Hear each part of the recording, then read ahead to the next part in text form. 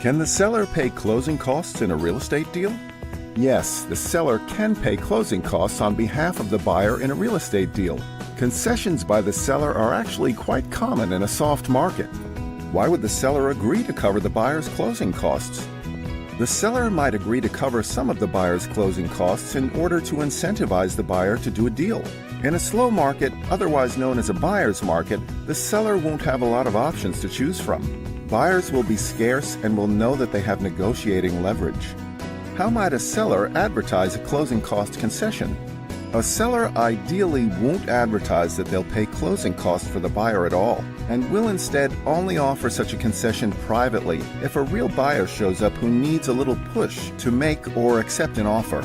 The advantage of offering such a concession privately is that the seller won't be bound to offer the same deal to everyone by default. However, a really desperate seller may not care about option values and may just advertise in their listing description that they're willing to pay closing costs on behalf of the buyer.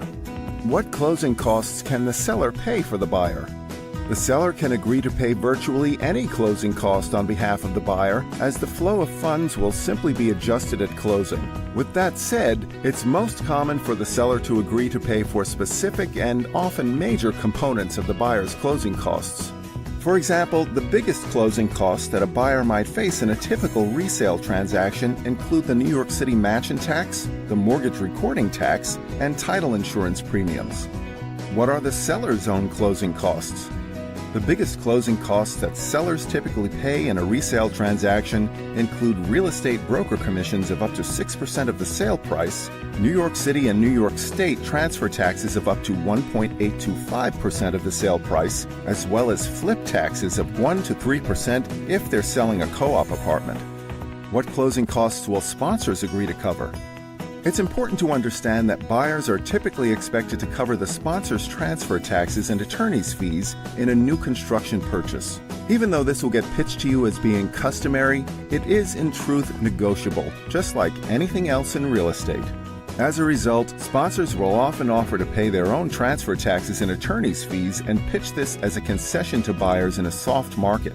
Ironic, considering that they would have had to pay their own closing costs anyway if it was a normal resale transaction.